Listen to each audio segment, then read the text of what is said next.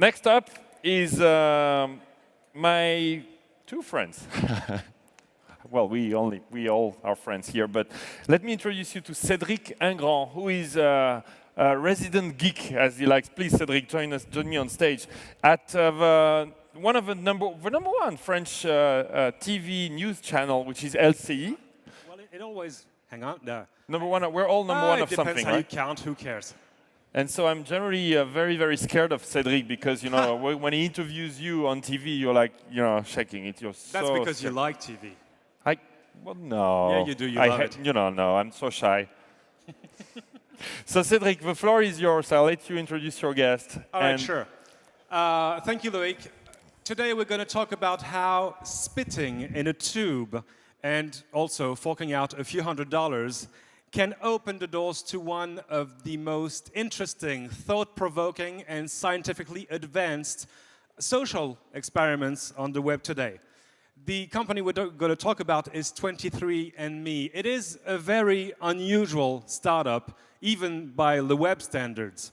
It has its roots in biotech, but it is also, and that's what we're going to see, it's also a social media at heart. Its two co-founders are both women, and how many of you can say that? And it is as much a research entity as it is a business. But first and foremost, when debates are raging everywhere about how much of our private selves we display on the web, 23andMe deals with the most private, possibly the most personal of our personal data. In a way, our very essence itself, our health, our traits, our quirks, which is all encoded into our DNA. There's a lot here to decode, and we have 20 minutes. I got about 20 questions. So please help me welcome to the stage Linda Avey, co-founder of 23andMe. Linda? Have a mic, have a seat, have a glass of water.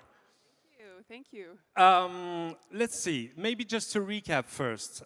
You founded 23andMe with, hang on, I need to get the name right once and for all. That was back in November '07 with Anne Wojcicki.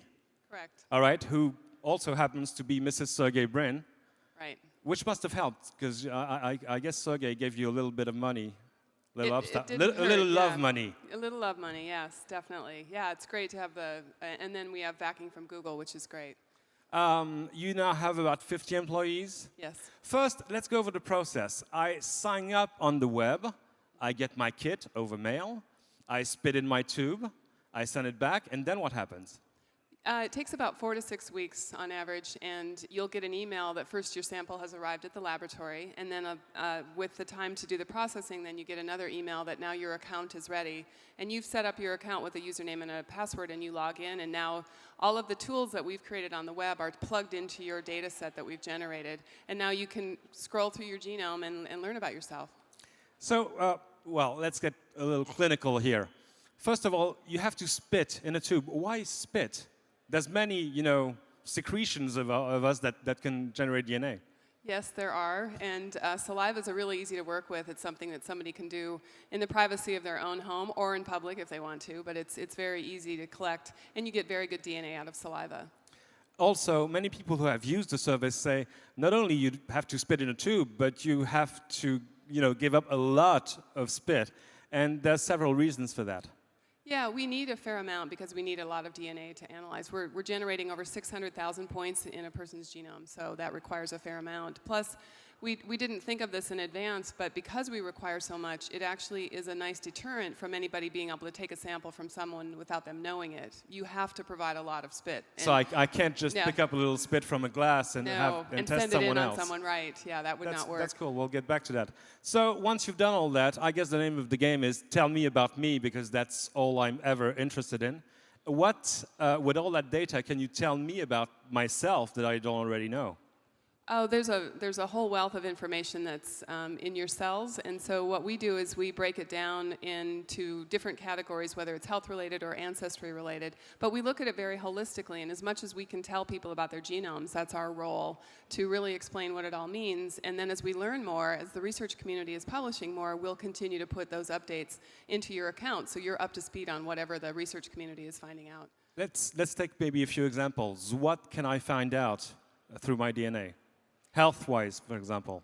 On the health side, so what we've done is we've broken down the reports that we put out to you on the clinical side versus the research side. And the research side are the ones that really still need validation or they still are in process. Versus on the clinical side, you can find out information about a lot of different diseases, what your risk profile looks like compared to average, and then also traits that might be of interest to you or not. And then carrier Such status. as? I know you can tell me if I'm susceptible to finding, Brussels sprouts bitter. There is a gene that is associated with bitter taste, and depending on what version of the gene you have, you might be able to like Brussels sprouts or not. So it's really all in your code. You mentioned it. Not all the information that you can gather from that is health related. There's also things about your ancestry.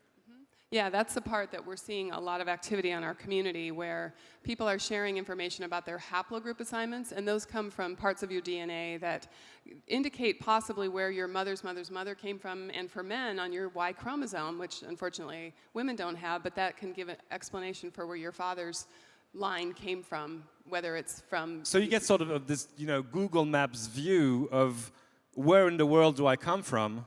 Yes, exactly. And then we also plot your entire genome compared to over 1,000 different groups to say who are you most similar to, and we have a global mapping of that as well. So there are a lot of features that people are exploring and then commenting on in our communities.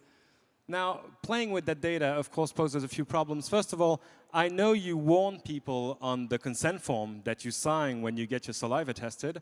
Would you say there can be downsides to getting tested? Are there certain things that people may not want to know about themselves? Possibly, yeah. One of the issues that we put right directly in the consent form is that there is instance, obviously, of false paternity, and you might find, and this would only be if your father had been genotyped and you were genotyped, you could see very clearly that you weren't related to him if that were the case. So there are definitely, but we just feel like it's the information and we're giving it to our customers, and it is what it is, and there could be some consequences from that. So it's something to think about before you sign up. Okay, let's get to how you handled that data. As a customer, how do I access my results? You access it online, and it's over the web through your personal account that you've set up. So we keep all of the data on the servers at 23andMe. We keep that secure. We also keep your genetic information separate from your personal identifiers. So those things are kept in separate databases. So we've looked to the banking world actually for the security measures that we want to employ to protect your information. Why access it online? Why can't you, just like send it to me inside an encrypted PDF, or maybe just, a paper printout? Well, it's a very dynamic service, and that's something that obviously web-based companies take advantage of, that we want to continually update the amount of information that we're serving up to you. So having a web-based service gives us that ability to constantly give you more and more information, because the research community is learning so much right now. So we want this ability to be very dynamic and engaged with our customers. What do you do to protect the integrity of that data? I mean, for example, what do you do to, prevent my bank, my employer, my, health provider, my insurance company from ever accessing that data? Well, we just don't allow access to anyone to come into the database. So that's, the first thing is that we will just fight that as much as we can.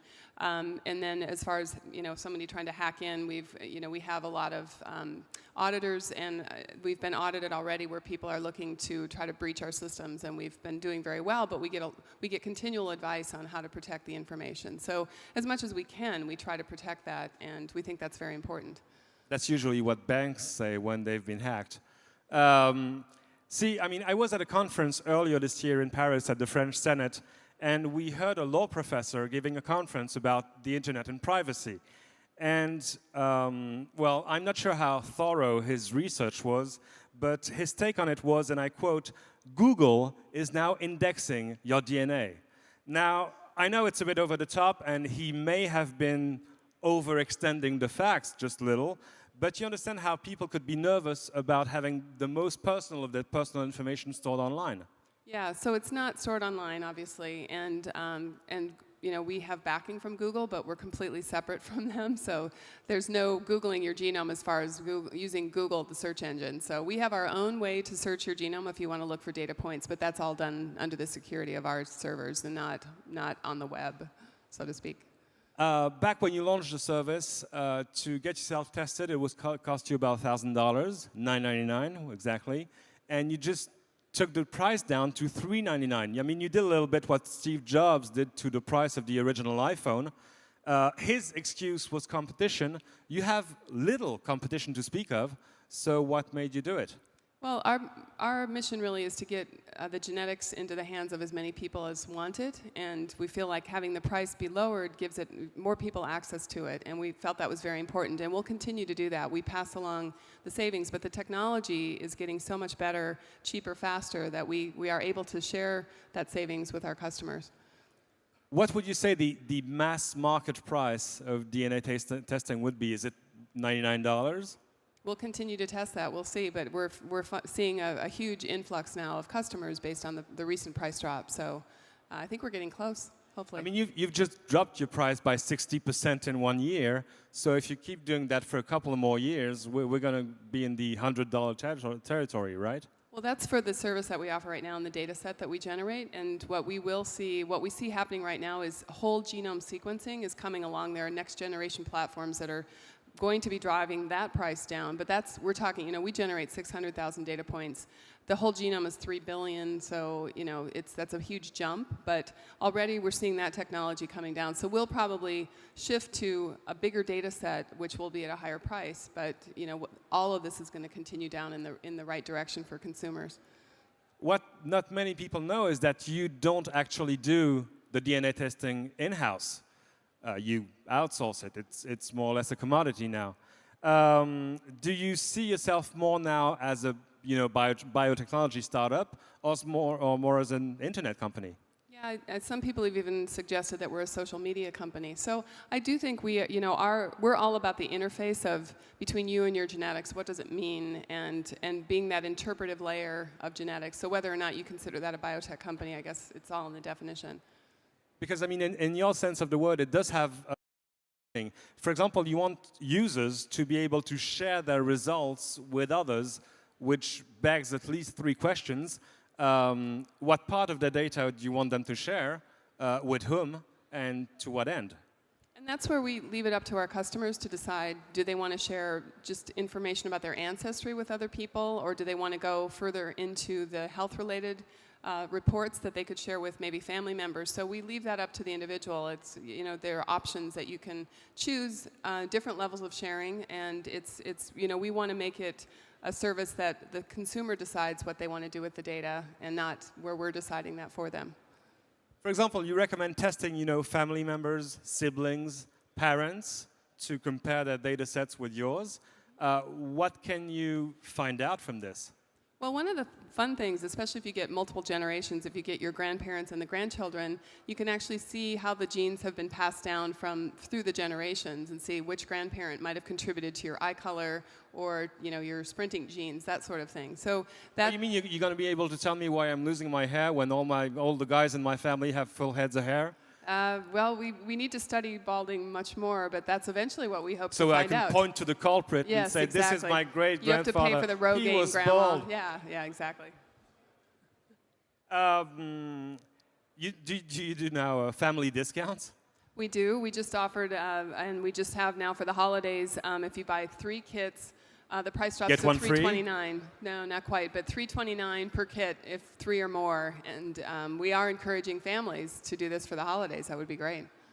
I know you don't comment on, much of anything related to business, the business side of things, your revenues, size of your customer base.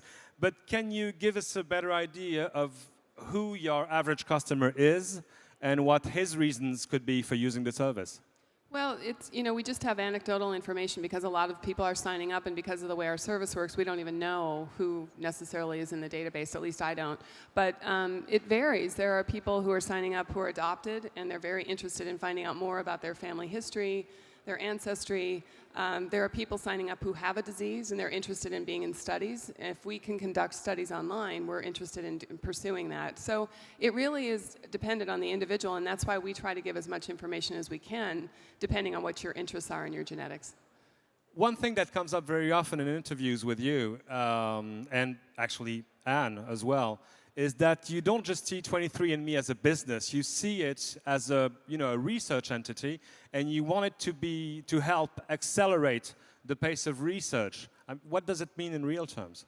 Well, one of the problems when you do genetics research is you need to have a lot of people involved in the studies to get the statistical power that you need to make these genetic associations. And that was one of the reasons we started the company. We were frustrated at kind of the slow pace of the research. And a lot of studies were being funded, especially in the US, that were underpowered, unfortunately. It had to do with budgets at the NIH. So this is a new model. It allows people to be actively engaged. They can fill out surveys we put online, and then that enables studies that people are directly involved with, and they know what the outcomes are, and they feel like they're more of an active participant in it. So what you do is run surveys to your users, asking them about certain traits, and then try and match that to some of the data points? Exactly. So we have surveys that we'll put out, and we're developing those now along the lines of a lot of diseases like Parkinson's disease, a lot of different cancers. And once we know we have critical mass of a group of individuals who have a disease, we can compare them against people who don't have the disease. And it's a pretty straightforward analysis for us to do. They're called genome-wide association studies. So those are in the works, and we're excited about building communities to enable them. So for example, I have this trait. When I move from the shade to the sunlight, I sneeze. Anyone else in the room sneezes when they move to sunlight? Show of hands. A couple. Yeah, you see, there's a few. So maybe we'll get you on stage and spit in a tube for free and give the results, and she'll tell us which of our genes actually causes this. Will you just include those new results into whatever results you give out to your users? Or are there any other ways for you to maybe monetize that research? It's not so much monetizing the research. We want to get the information out to the research community, because when you find a genetic association, that's just the first step. The next thing you need to do then is do the follow-on biology studies. So we want to get the information out there so that people can pursue it and investigate it further. But we will publish as much as we can and get the information out to the general community. But we do think there will be other ways to monetize this gathering of all of these people without selling information. We won't sell genetic data ever. That's not the model. It's more about how do we bring this group of individuals or a subset of people who are interested in potentially being part of a clinical study, for example, and a pharmaceutical company might be interested in just getting word out to those people that they have a study of a drug that's suited to their genetics. So it's a connection at a very fundamental level, and we're going to be able to facilitate that. One last question before we give it up for Loic. You're a US company right now. You told me you don't have any definite plans. You're not going to open up offices in Europe and Asia right now. Can you think of any countries where the principle itself of 23andMe would be unwelcome?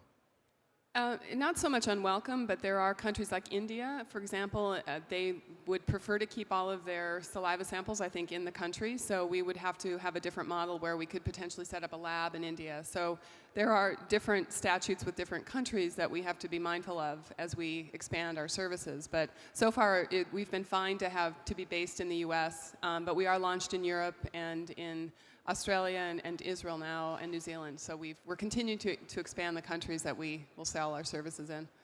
All right, thanks a lot, Linda. I guess our time is up. Loic, come on back. Thank you. And give it up for Linda. Thank you very much, Linda and Cedric. So can we spit as well? Can the room spit a little bit? Haven't you done it already? You will conduct spinning. We should do a group spinning. Yeah. Linda, thank you so much for joining us. And Linda will be around, so you can ask Linda more questions. Thank you so much.